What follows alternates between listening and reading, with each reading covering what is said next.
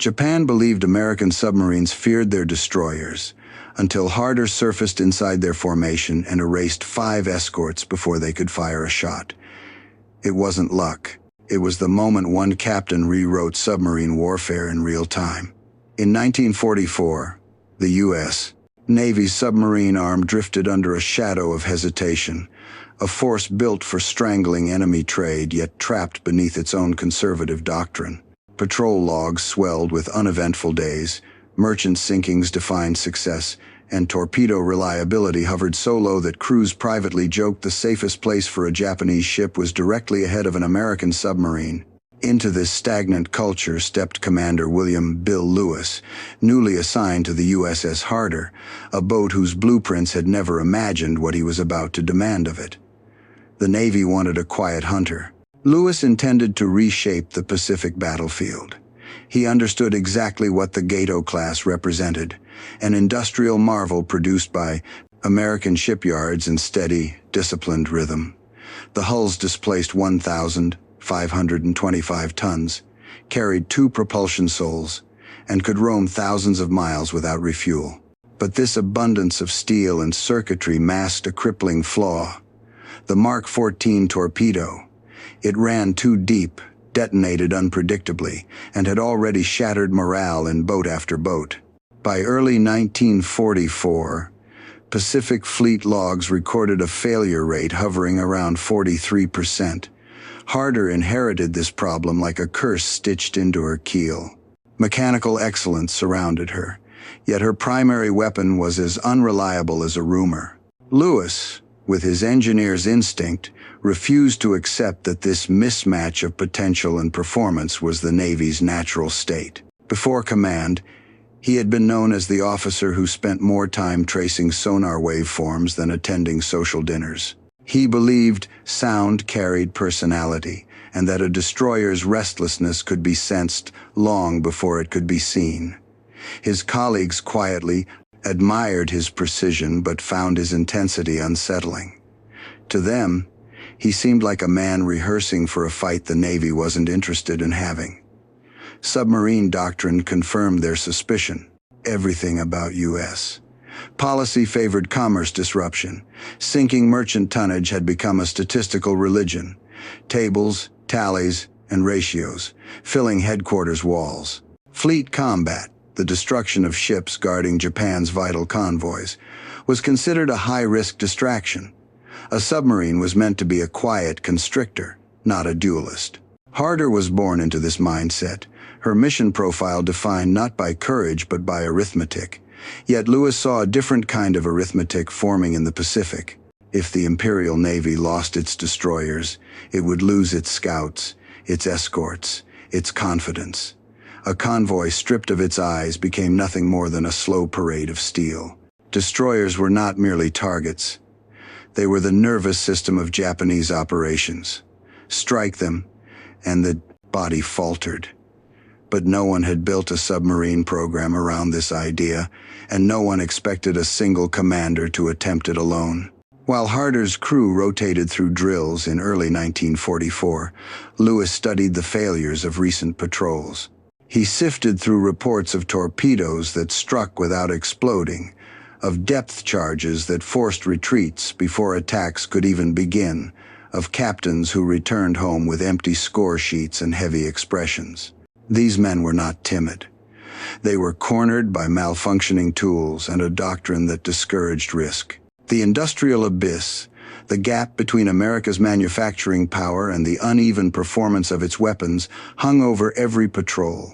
Harder's hull shimmered with promise, yet the system around her remained cautious, almost afraid of its own potential. Then came Fremantle. Harder arrived for refit in the spring of 1944, and the base felt restless, as if the war's rhythm had shifted but no one's orders had. Here the boat received new Mark 18 electric torpedoes, silent runners with no visible wake. Their reliability wasn't perfect, but their behavior was far more predictable than the notorious Mark 14. Harder also gained improved sonar arrays, subtle, precise instruments that Lewis immediately regarded as the boat's true weapons. He treated them with almost reverential attention, adjusting calibrations, walking his crew through acoustic patterns until they could identify the difference between a destroyer changing speed and a destroyer turning to attack. The Japanese destroyer captains trained for aggression. Their doctrine demanded immediate counterattack the moment a submarine was detected. They were taught to sprint toward danger, unleash depth charges, and maintain relentless pressure until the enemy broke off. Statistically, this doctrine worked. In most encounters across the Pacific, surface ships held a 5-to-1 advantage. They dictated the engagement. Submarines simply survived it. Harder's crew knew this ratio well. It spoke of a battlefield heavily tilted against them. Lewis intended to turn that ratio on its head.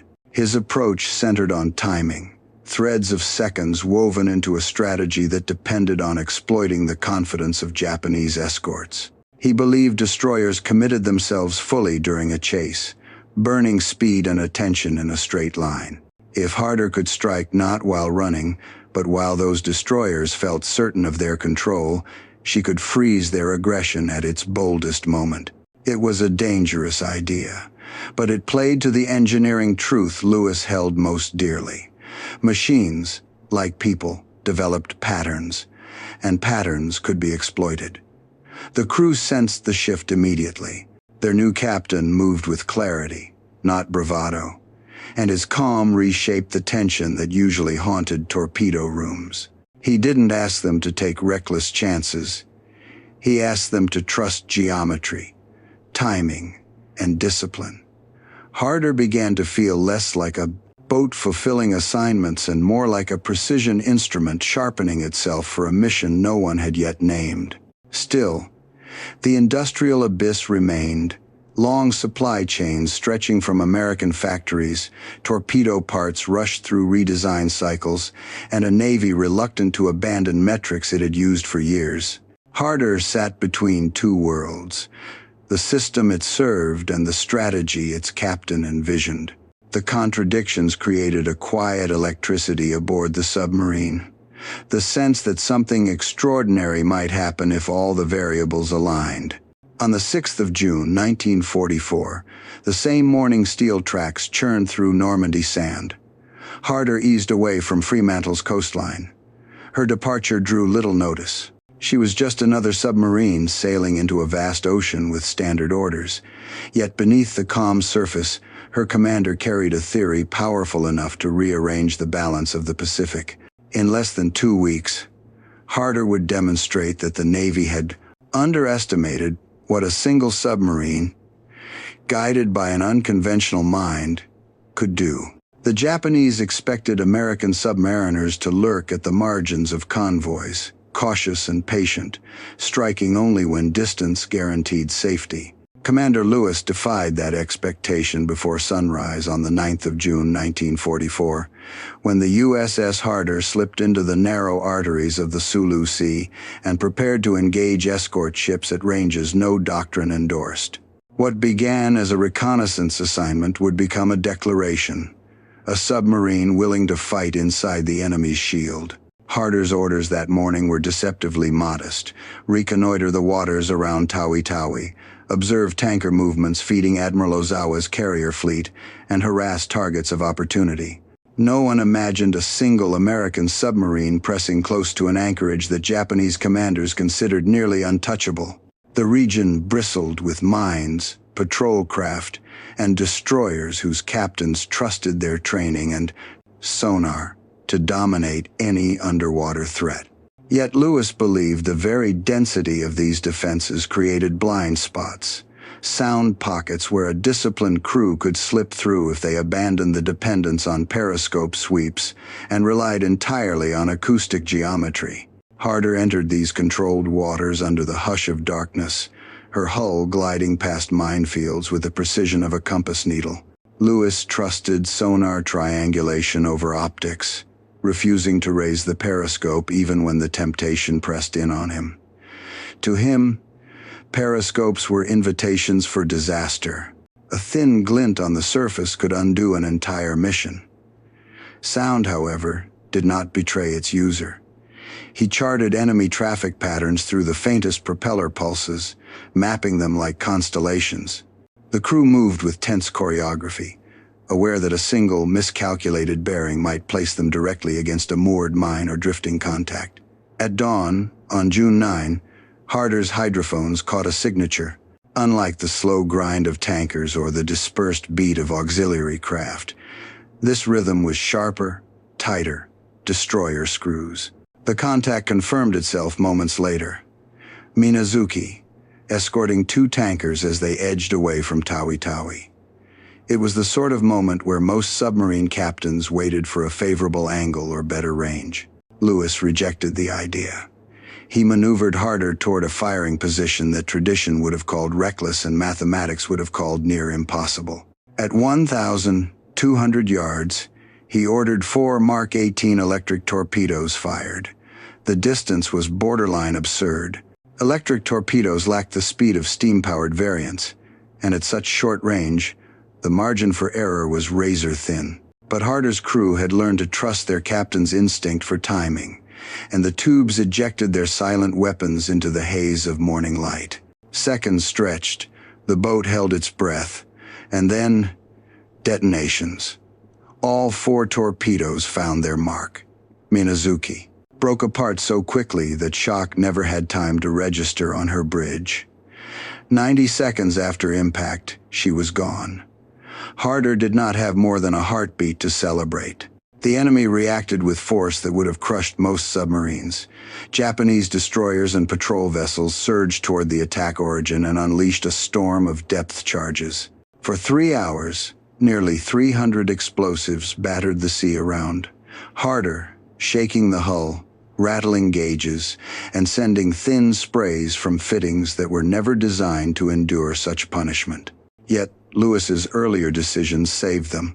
Harder maintained a low-frequency maneuvering pattern that kept her acoustic signature beneath the sensitivity of Japanese sonar bands. The submarine's slow, subtle adjustments created the illusion of distance, causing enemy ships to misjudge her position again and again. When the barrage finally eased, Harder surfaced into a transformed world. The crew emerged, exhausted but euphoric, their nerves stretched thin yet rewired by revelation. They had hunted a destroyer and won. This was no longer a boat defined by the fear of torpedo malfunctions or ambush. Harder felt like a predator. Morale reversed itself in a single patrol, carried upward by the shock of the impossible becoming real. Lewis documented the engagement with the economy of a man who preferred precision over praise. His tactical line, "First strike probability equals surprise squared," became a guiding phrase in later sub-pack doctrine reviews. Analysts recognized that Harder's success came from attacking before the destroyer believed an attack possible. Surprise, in Lewis's interpretation, wasn't merely an advantage. It was the multiplier that inverted the long-held ratio favoring surface ships. More evidence of Harder's impact arrived indirectly. Intelligence intercepts showed Japanese commanders convinced that multiple American submarines were operating near Tawi-Tawi. Their assumption came from the speed and decisiveness of the attack. The idea that a single U.S. submarine could strike so boldly did not fit their understanding of American character. They believed caution was built into American doctrine, and that destroyers maintained psychological dominance. Harder disproved both notions before noon. The boat continued her patrol with heightened alertness, the crew silently adjusting to their new identity. Every sonar ping, every shift of water pressure, felt different now that they had toppled a destroyer in open confrontation. Harder had reshaped the mental map of the Sulu Sea. No longer was she an interloper. She had become a phantom force whose presence bent Japanese assumptions into uncertainty. 3 days later, the early morning stillness broke again as Harder's hydrophones picked up propeller harmonics, 2 destroyers moving in line formation. They were searching for the phantom submarine they believed was haunting their waters.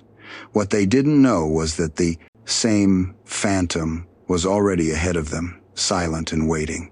Most submarines survived by retreating, Harder survived by understanding the tempo of her enemies, how fast they searched, how fast they reloaded, how long their attention could stretch before a gap appeared. Commander Lewis treated these variables not as constraints, but as a mathematical landscape. Where other boats counted torpedoes, he counted seconds. Where others fled, he predicted movement. On the 10th of June 1944, that mindset turned a routine anti-submarine sweep into a calculated ambush that exposed how logistics, properly wielded, could become an offensive instrument. Harder's tracking of two destroyers, Hayanami and Tanikaze, began before sunrise. The sea held a faint metallic stillness, carrying the vibration of distant engines across its surface. These destroyers were conducting an anti-submarine patrol, moving with the impatient rhythm of ships accustomed to control. Japanese doctrine expected submarines to scatter once detected. But Lewis understood the pattern well enough to see opportunity. He knew the destroyers would sweep outward, arc across the probable contact zone, and then tighten inward when they believed they had narrowed the field. That inward tightening created predictable geometry, an intersection point where Harder could position herself. Lewis calculated the 7.5-knot closing speed differential between Harder's submerged movement and the destroyer's approach, factoring in tidal currents that pushed at oblique angles. The Sulu Sea's shifting water layers often misled enemy sonar, but Harder's crew had learned to interpret these distortions like the bends in a river. They used them to mask their repositioning. Lewis plotted an intercept course that would cross the destroyer's sweep line without exposing Harder to a direct approach. To his officers, the maneuver felt like threading a needle in partial darkness. To him, it felt precise. At firing position, still, submerged and maintaining minimal noise, Lewis ordered a spread of 3 torpedoes. They were set at different depths. One shallow, one mid-level, one deep, each chosen to exploit the calibration weaknesses in Japanese sonar systems. Enemy operators were skilled, but their equipment struggled with layered returns, especially in areas where thermal gradients warped echoes. The spread turned those gradients into allies. At 5:33 a.m., 2 faint thumps reached Harder's hull, timed impacts, clean, decisive. A moment later, rippling vibrations signaled that Hayanami had been struck hard enough to lose coherence, the telltale shudder of a ship failing under internal stress. Tanikaze, sensing danger, altered course sharply and momentarily lost sonar contact. For those in Harder's control room, the transition from tense anticipation to confirmed success was a breathless pivot. They had executed a perfect geometry kill. The implications reached farther than the water around them. Japanese destroyers in the sector, already stretched thin protecting supply routes, were forced to abandon their anti-submarine screen and rush toward rescue operations. That single shift created a regional vacuum, a hole in the enemy's coverage that ripple moved across the wider operational map. The escorts that should have guarded tanker routes and carrier staging paths were now responding to one submarine's precision strike. Lewis did not linger near the site. He ordered Harder down to 300 feet, then initiated an evasion pattern he had quietly refined over months. A 10-degree course change every 90 seconds. The oscillation defense, as his crew later called it, confused sonar readings by smearing Harder's projected path across a fan of possibilities. Instead of forming a trackable arc, her movement resembled a drifting pattern, never erratic, but never predictable. Even as depth charges rumbled in the distance, none found a point close enough to threaten the submarine's stability. After 2 hours of cautious maneuvering, Harder eased away from the disrupted patrol line. Yet victory created its own problem. Lewis checked their torpedo reserves. Only 6 remained. A lesser commander might have chosen to conserve them for safety. Lewis chose to prepare for future engagement. He made the uncommon decision to conduct a surface-level forward tube reload under moonlight, a task rarely attempted outside protected waters. Reloading required steady hands, synchronized pressure adjustments, and absolute discipline. Any misalignment risked damaging the tubes or exposing the boat's silhouette to enemy lookouts. But Harder needed readiness more than comfort. The crew worked in near silence as the Pacific glimmered with soft light, each movement guided by practiced familiarity. Their caution did not mask the urgency. They understood that every torpedo reloaded extended the boat's ability to shape the battle. Logistics for them was no longer a ledger. It was a weapon as sharp as any steel hull they aimed at. At the same time, U.S. intelligence pieced together reports showing Harder's patrol region overlapped Operation Ago staging lanes. Japanese carrier groups were repositioning through these waters, relying on tightly timed destroyer screens to protect their movements. Harder's earlier attacks, compounded by the June 10 strike, forced delays across these formations. A single submarine imposing even a 24-hour shift in carrier readiness meant hundreds of aircraft sorties lost or displaced.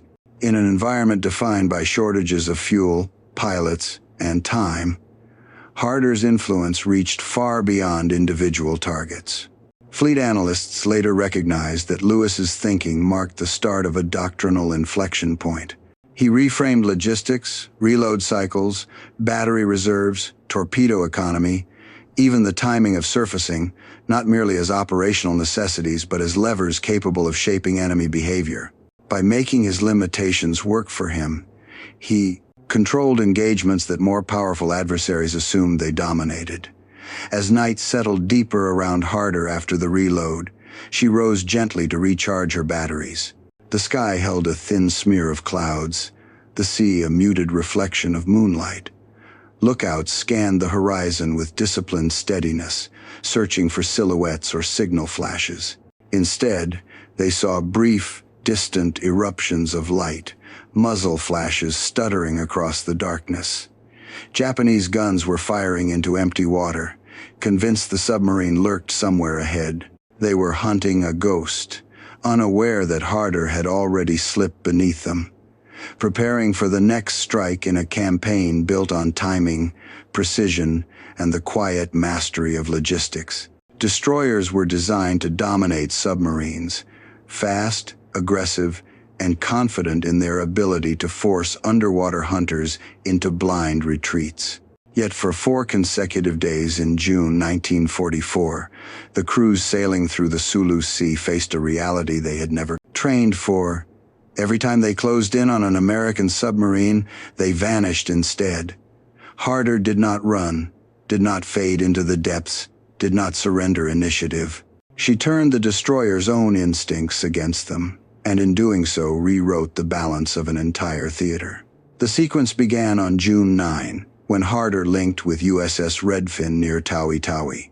The two boats formed an informal hunter pair, not a coordinated wolf pack like the German model, but a loose partnership based on mutual awareness and shared purpose. Redfin shadowed tanker traffic at a distance while Harder pressed closer to the anchorage routes. Lewis understood that proximity created opportunity, and he treated every hour as a chance to shift enemy patterns. Japanese captains believed the American submarines would maintain distance, never challenging the escort rings. That belief was the first advantage Harder exploited. June 10 brought the first breakthrough. The sinking of Hyanami earlier that morning sent shockwaves through the escort network. By evening, Harder had resumed trailing the outer approaches, using the confusion to mask her presence. While Redfin provided broad area pressure, Harder crept into positions that no doctrine had prepared for. She was the unpredictable element, a submarine refusing the passive, patient rhythm expected of her class. At dawn on June 11, enemy escorts assigned to replace the destroyed Hyanami emerged along a familiar track. Lewis anticipated their movement long before any visual confirmation. He mapped their probable search patterns through sound alone, using the faint differences in prop rhythm to judge speed, formation, and intent. When the replacement destroyer closed into a tight sweep pattern, Harder struck. The torpedoes arrived at the exact moment the destroyer committed itself to a narrowing turn, a point where reaction was most constrained. Within minutes, the escort was gone, leaving the Japanese command unsure whether they faced a strange, organized multi-boat offensive or a phantom submarine with impossible reach. June 12 tested Harder in a different way. The destroyer Haburi patrolled with heightened tension, her crew wary after the previous day's losses. A direct approach would have risked alerting her sonar teams. Lewis solved the problem through deception. Harder transmitted faint-like radio traffic, brief, ambiguous, enough to seed the impression of submarine presence farther west. Japanese intercepts misread the signal and redirected Haburi, placing her on a course that intersected perfectly with Lewis's pre-calculated torpedo spread. When the destroyer arrived at the trap, Harder was already positioned outside the expected arc of detection. A single firing sequence ended the encounter, demonstrating again that Harder's greatest weapon was timing, not tonnage. Throughout these days, Harder balanced every attack against her internal cycles. Battery reserves set the limit for how long she could sprint or hold. Depth. Torpedo reloads defined how quickly she could re-engage. Thermal layers created sound barriers that she navigated with the precision of a mathematician solving a shifting equation. Lewis treated each variable as part of a wider system, one where logistics, acoustics, and enemy psychology intertwined. If a battery cycle ended too soon, an opportunity disappeared. If a thermal boundary shifted, an approach angle weakened. Despite these constraints, every strike fit within Harder's narrow windows of capability. Japanese fleet staff misinterpreted this consistency as evidence of multiple submarines coordinating attacks. Their reports mentioned a pairing, or string, of American boats moving in tandem. Yet Harder remained the nucleus of the chaos. Redfin provided pressure on the periphery, but the decisive kills traced back to Lewis's decisions alone. The Imperial Navy, accustomed to clarity, found itself navigating uncertainty, a far more damaging condition than any loss of ships. On June 13, the fourth day of the rampage, Harder and Redfin intercepted a convoy threading through a familiar channel. Lewis recognized the presence of Urakaze, a veteran destroyer that had previously escorted major fleet elements. The destroyer moved with the confidence of a ship accustomed to challenging submarines. Harder trailed silently until the sound picture sharpened enough for a precise solution. When Lewis finally fired his spread, the timing folded into alignment with tidal drift and the destroyer's acceleration curve. The resulting detonation tore through Urakaze with decisive force, splitting her into sections that disappeared beneath the surface before nearby escorts could react. With Urakaze gone and earlier losses still echoing across the command chain, Japanese communications fractured, messages overlapped, orders contradicted one another, and entire patrol sectors shifted into emergency posture. The Imperial Navy issued an ASW emergency directive, an admission that the destroyer screen protecting its carriers and tankers had been compromised. While Harder's total tonnage destruction remained modest by standard metrics, the strategic effect was enormous. Japan's destroyer strength had already thinned over years of attrition, and these losses struck at the exact moment when the fleet prepared for its decisive movement toward the Philippine Sea. Lewis sent a single coded message summarizing the situation with understated clarity. Expended all fish, request more. He did not list targets destroyed or distances traveled. He did not describe the effect on enemy operations. His words conveyed something far more telling. A captain who had reached the limits of his armament but not the limits of his resolve. The official response arrived swiftly. Sub-Pac headquarters ordered Harder to return. The message reflected caution, policy, and a desire to preserve a boat that had suddenly become one of the most effective assets in the theater. Yet, as Harder turned north, Lewis quietly adjusted course. He set a new path toward a patrol line off Luzon, an area intelligence officers had labeled impossible due to its density of escorts and its proximity to major operational routes. Lewis saw a possibility where others saw risk. Harder sailed east, her torpedo tubes nearly empty, but her momentum unbroken. The Japanese believed no commander would risk his submarine after such astonishing success. They assumed that any American officer who had already rewritten the rules of undersea warfare would return home, let the Navy celebrate him, and live out the rest of the war as proof of doctrine. But Commander Lewis operated according to a different internal code. For him, incomplete calculations were a kind of dishonor. Patterns left unresolved felt like breaches in logic. And as Harder turned north with her hull creaking from strain, he saw not the conclusion of a brilliant patrol but the start of a final equation that still needed solving. Harder carried only 4 torpedoes now. Her batteries, pushed beyond their safe cycling rhythm during the 4-day rampage, no longer held charge evenly. Crewmen noticed the subtle dimming of lights and the longer time required to regain voltage after each deep dive. The stern compartments carried the faint, sour scent of overworked cells. And the crew, remarkably composed only a week earlier, now moved with the tight fatigue that comes after prolonged tension. Yet none of these conditions shifted Lewis's focus. He intended to widen the impact of his patrol as long as the sea allowed him. By early July 1944, Harder crept toward the waters near Dassel Bay, an area U.S. intelligence had flagged as a likely transit lane for destroyer groups shuttling between Luzon and key convoy points. Air patrols had reported fast-moving silhouettes days before. Escorts repositioning to tighten the maritime shield ahead of the coming Philippine Sea operations. The Navy had not asked Harder to intercept these ships. Lewis chose the mission himself, guided by his understanding that even one more disruption in Japanese escort patterns could distort their operational timing. As Harder threaded into the patrol region, sonar picture clarity degraded. The temperature layers here fluctuated more abruptly than in the Sulu Sea, refracting sound in ways that demanded constant recalculation. Lewis kept the periscope stowed, except during short confirmation sweeps, relying instead on the shifting tones that his sonar team translated into bearing lines. The boat moved slowly, deliberately, aware that this region crawled with anti-submarine units.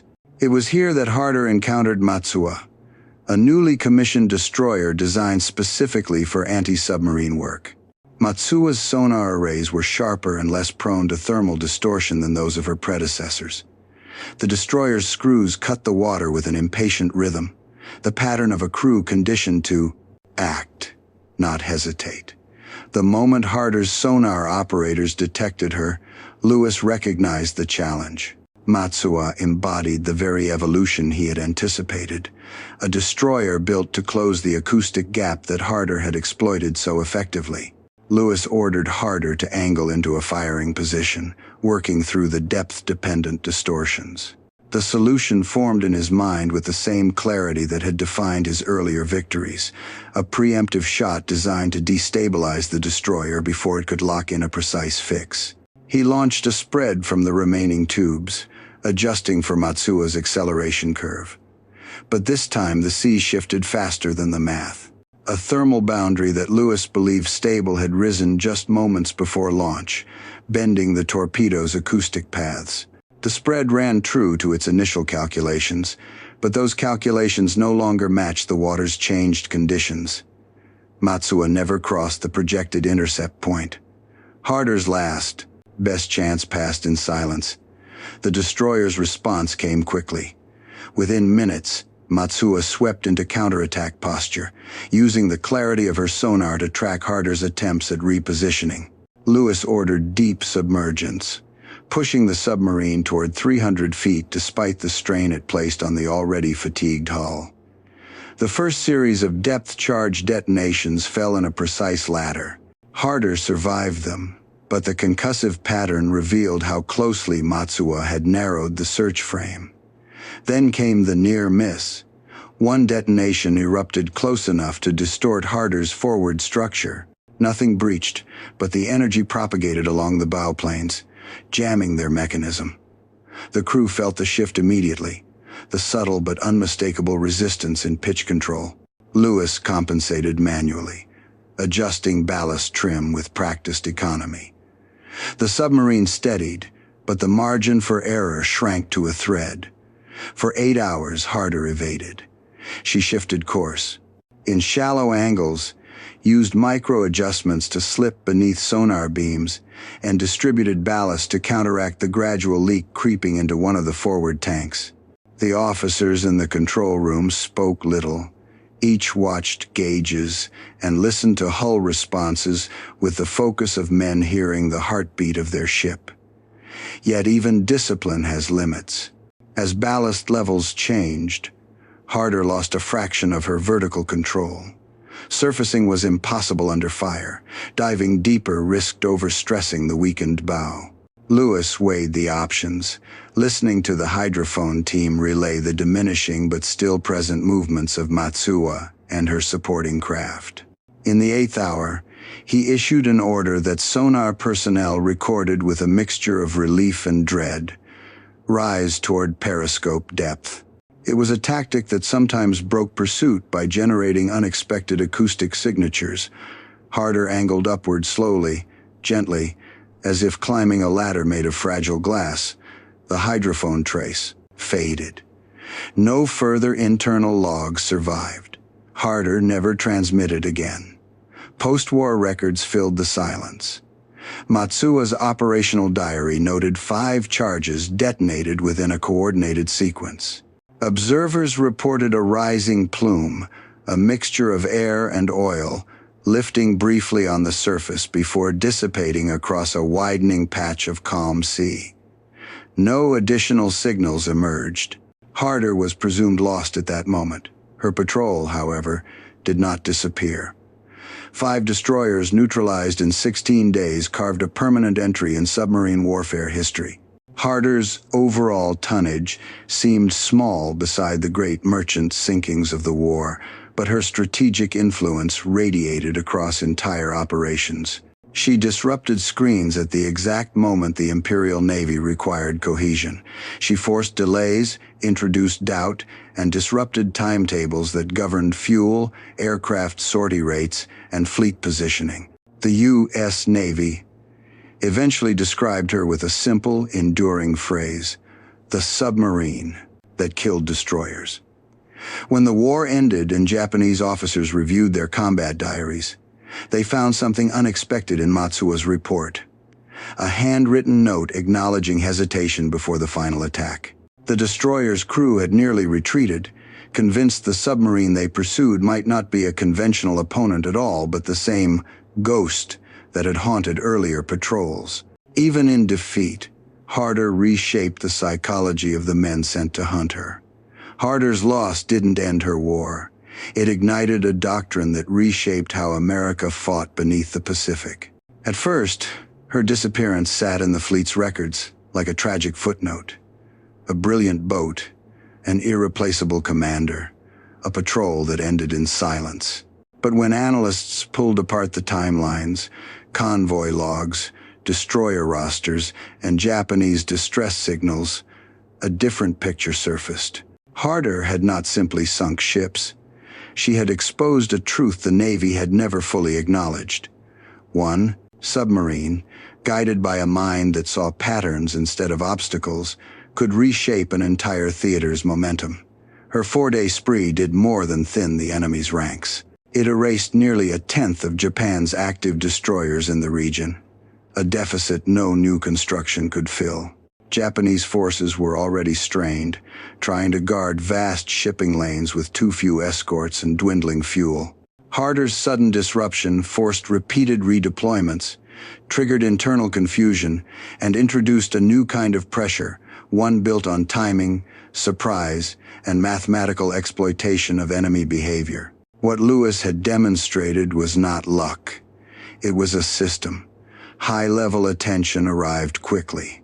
Vice Admiral Charles Lockwood, commander of the Pacific Submarine Force, studied Harder's patrol logs with an intensity that mirrored Lewis's own analytic style.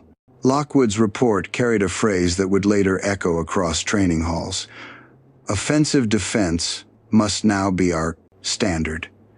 The words marked a pivot. Submarines were no longer to treat escorts as hazards. They were to see them as primary targets when opportunity aligned. Neutralizing destroyers didn't just protect American boats. It dismantled Japan's broader naval rhythm. Policy changed with surprising speed. Gato and Balao-class submarines, once confined to convoy rating metrics, were reassigned to hunter missions when intelligence indicated vulnerable escort concentrations. Harder's legacy became a guiding template. Patrol zones shifted from predictable shipping lanes to regions where Japanese anti-submarine craft rotated. The fleet realized that escort disruption multiplied the impact of every future American operation. Convoys, carriers, bombardments, even reconnaissance benefited from weakened enemy screens. The shift wasn't only strategic, it became technical. Engineers reviewed Harder's acoustic profiles, examining how Lewis's oscillation defense had muddied enemy sonar. Their findings led to new sonar filter settings designed to mimic the pattern Harder unintentionally pioneered. Torpedo technicians introduced gyro refinements to improve spread stability in waters where thermal layers distorted direction. These weren't grand overhauls. They were subtle adjustments, but each carried the imprint of Harder's lessons. The Navy now understood that survival and lethality lived inside those margins. Training adapted next. At the Pearl Harbor Submarine School, instructors added a new series of drills, Harder drills. They simulated head-on attacks against escort vessels, forcing students to think like Lewis, to calculate closing speeds, intercept arcs, and sound distortions instead of relying solely on standard firing solutions. The exercises had no glamour. They required calm under shifting conditions, patience when data grew ambiguous, and a willingness to treat risk as a solvable equation. Graduates of these programs later remarked that Harder changed not only what submariners did but how they thought. Culturally, the submarine force underwent its own quiet evolution. Before Harder, boldness often carried the stigma of recklessness. After Harder, courage became synonymous with precision, an ability to make clarity out of chaos, to strike at the moment when geometry aligned and the sea offered a narrow but decisive window. The term attack geometry entered the fleet's vocabulary, spreading through briefings and patrol orders.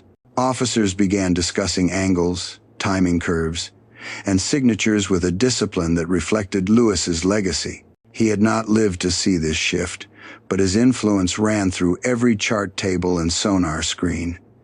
Even in the broader war, Harder's impact continued.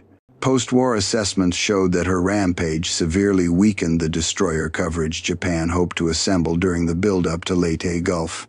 Escort shortages forced convoys to reroute or delay. Some routes became undertended, leaving openings for further U.S. attacks. Harder's earlier strikes had been narrow in physical scope but wide in strategic consequence. They created gaps that rippled outward for months. Japanese debriefs strengthened this understanding. Officers sifting through operational diaries reported a term whispered in several dispatches: Harder terror. Convoy captains altered their routes after hearing her name in decrypted transmissions, even when intelligence later confirmed that Harder had already been lost by that time. Fear had outlived the submarine itself. To these captains, Harder represented an opponent who didn't follow patterns they could predict. Her absence from the sea did not erase her presence in their minds. In 1945, as the war wound down and surviving U.S. boats returned home one by one, the crew of USS Redfin delivered a memorial plaque to Submarine Force headquarters. It bore a simple inscription: 5 destroyers, 4 days, 1 formula. Those words encapsulated both Harder's achievement and the principle behind it, an understanding that mastery of angles, timing, and acoustic awareness could redefine what a submarine was meant to do. Harder had shown that doctrine was not a restriction but a starting point. In the years after the war, analysts revisited the Pacific campaigns and drew broader conclusions. Harder's record stood as proof that undersea warfare could become a strategic lever rather than a supporting instrument. Her patrol demonstrated that precision could rewrite ratios, that logic could press into spaces previously guarded by fear, and that a single submarine, properly used, could unhinge an empire's surface fleet at critical moments. Harder left no final transmission, no farewell-coded message. What remained instead was a new way of thinking. Her wake traveled through after-action reports, training manuals, fleet reorganizations, and the lived memory of a submarine force that emerged from the war more confident, more capable, and more defined by intent than by caution. In the war's balance sheets, Harder's tonnage looked modest. But behind those 5 destroyers lay a revelation. The day America's silent service proved that logic could sink legends. When stories like Harder's hit you in the gut, stories of impossible odds, one crew, one decision, one moment that bends history, you realize why these forgotten missions deserve a place in today's world. If this journey sparked something in you, even for a second, keep this kind of history alive by giving it the signal it earned. And tell me this, honestly, do you think one submarine should be able to change the course of a war? Or was Harder a once-in-a-lifetime miracle? I'm genuinely curious where you stand. Drop your answer below.